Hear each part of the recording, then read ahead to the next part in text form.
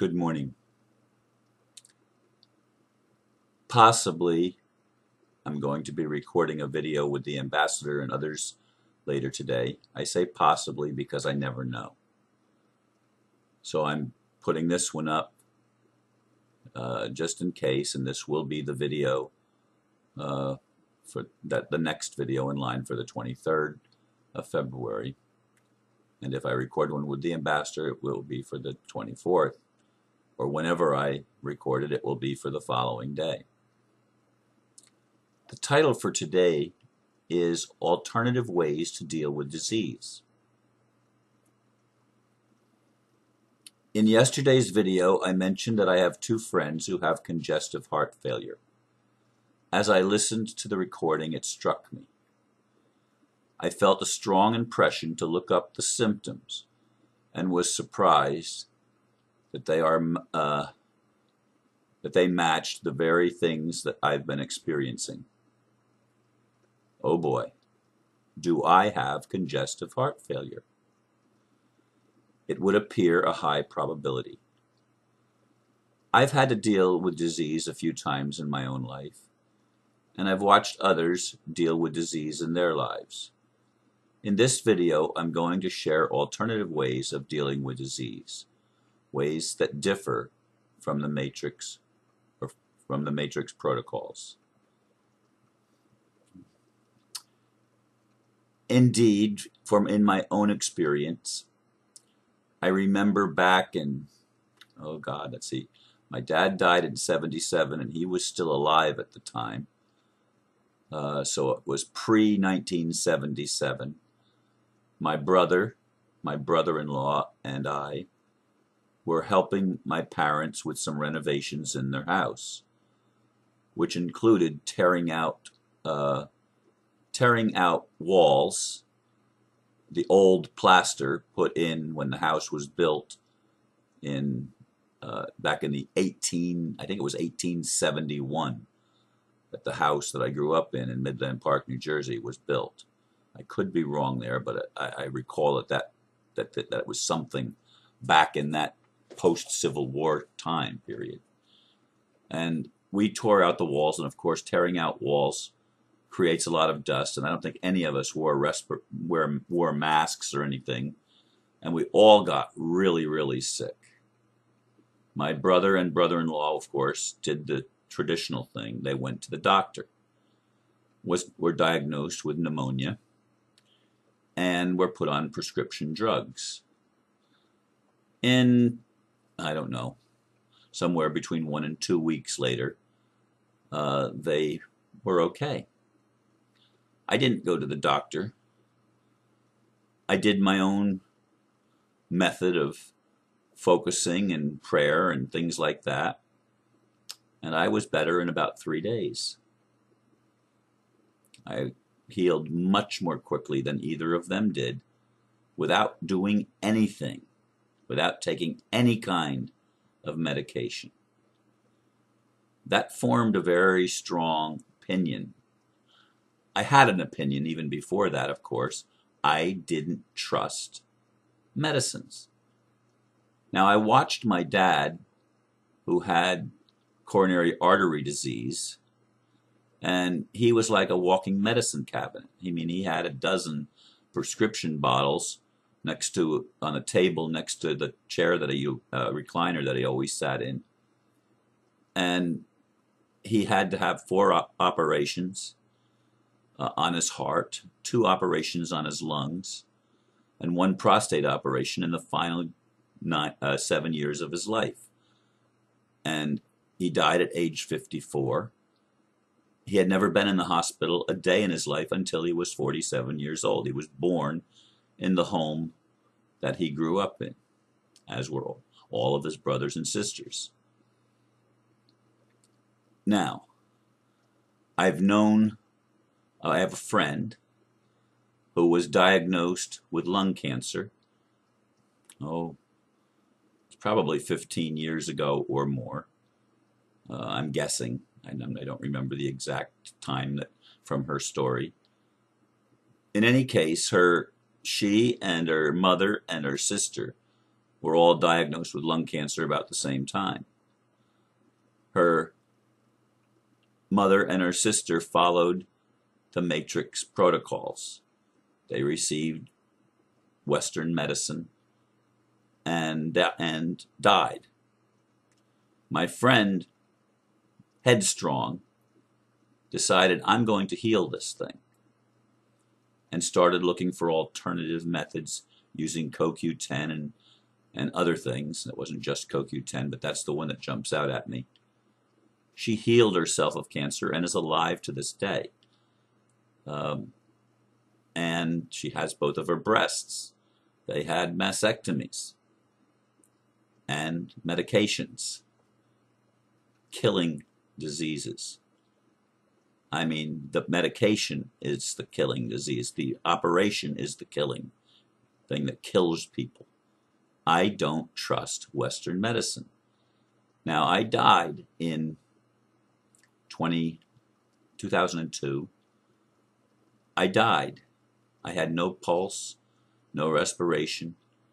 They wanted to rush me to the hospital and an emergency, and I says, no, I have to go back to work. You don't understand. You just died. I do understand. I have responsibilities. I will take care of them in due course of time. I wasn't going to let myself be panicked into making a quick decision without forethought. In any case, I did go back to the hospital at the insistence of my then fiance, and it was determined that I had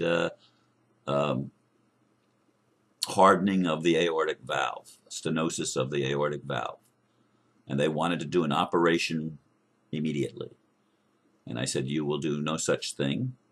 I am going to work on healing it. And 6 months later, I mentioned to my daughter that I had another passing out experience, and I lost some time, but I didn't die. Or if I did die, something that I don't even know resuscitated me. It wasn't this time paramedics and nurses and doctors like it was the first time that I died. But anyway, it scared my daughter, and she went to my fiance, who told me that they had some really good surgeons in the hospital where she was a cardiac nurse, a coronary care nurse. And I ended up having a Ross procedure operation. I was their first patient to ever. 2 doctors worked on me, and I was the first patient ever, Dr. Malias and Dr. Green. They had never done the Ross procedure before. I was their guinea pig. I didn't know that till I heard in an elevator going up to visit my fiance, when they were 2 nurses were talking about me and didn't realize that I was the one they were talking about. And I ran into the doctors, both doctors, on various occasions thereafter, and they couldn't get over how well I was doing. Now, I took their medicines for 2 months. The operation was the 30th of October, and I took them through the end of the year. I promised them that I would do that. Prior to that, tests showed that I was actually getting better. Each time the opening in my aortic valve went from 0.04 to 0.07 to 0.1. 3 different tests and 3 different results, each better than the one that was previous. So to me, in my mind, I was getting better, but they convinced me and forced me basically to have an operation. So, and prior to that time, I was treating myself with herbs and with focused prayer, etc., talking to my body, which I've been doing for a long time. And anyway, my cardiologist fired me because I had high blood pressure, which is called white coat syndrome. The only time my blood pressure was high was when a medical professional was taking it. If it was done, my fiance had a blood pressure machine in the house, and I used to take my blood pressure 2 or 3 times a day. And the morning that I got fired by my cardiologist, my blood pressure was actually in the low normal range. When I went to his office, it had jumped up 30, 40 points. What was it? It's white coat syndrome. because I don't trust the medical profession. And I refuse to continue on medications. I weaned myself off of them and never went back to them. To this day, I have not taken any over-the-counter or prescription medications of any kind in the 12 years plus since I had the operation. Okay? That's my choice, and I'm not going to condemn anybody for making a different choice. If that's what you feel is best for you and what you need to do for your experience, do it. But I'm making a choice. I'm not going to a doctor, even though the ambassador who suggested that I go and get my lungs checked, that it sounded like I had water on my lungs or fluid in my lungs, which I may have. He suggested that I go and get it checked. Well, number one, I don't trust the medical profession. Number two, I don't have the funds to get medical treatment. I have Part A Medicare. That's it. That does not cover doctors. It only covers hospital, and it's limited as to what it covers. But I don't choose to pay for medical insurance. I won't. I don't trust the medical establishment. That's me. That's my choice. I'm going to focus on what I can do, and mostly I'm going to listen to what Spirit was telling me this morning as I meditated. And by the way, I did get some sleep. Not a lot, but I did get some sleep. But as I meditated, I realized that Spirit was saying, Ron, you need to go inside more. You need to discover things more. And that's why these things come up. It's opportunities to make choices. And the choice that I'm making is to go deeper inside of myself, inside of my own body, and inside of my own conscious being awareness. And I'm going to follow the guidance and the leading of Spirit and do what I feel is good to do. And I'm going to heal this thing. And if I don't, I'm just simply going to die. And that's not a big deal to me, because I'll be able to work from the other side then or something. Although I want, with all of my heart, to be able to stay alive till such time as I can actually see the kingdom of heaven, or the world that works for everyone, manifest on planet Earth. You've heard me say that many times. That is my goal, that is my dream, that is my vision, and I'd like to see it fulfilled. But if it's not, I'm willing to accept the consequences of not following the protocols laid out by the Western medical establishment. So the ambassador has suggested that I use Chinese medicine, but that's as expensive locally, pretty much, as the other. I mean, it's about making money. And life to me is not about money.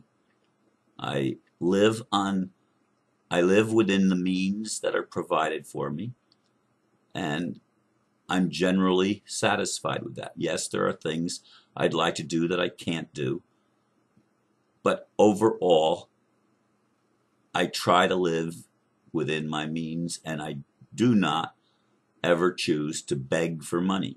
I have asked a couple of times for specific needs, and either for myself or for family, and people have been gracious in helping as they could. But overall, I do not make anything that I do about money, because I see that as a problem, not a solution. Just as I see the medical establishment as a problem, not a solution. So I'm sharing this with you today, telling you the truth up front. I'm still having to deal with symptoms. I'm going to deal with them, and I'm going to ride those symptoms to wherever it takes me.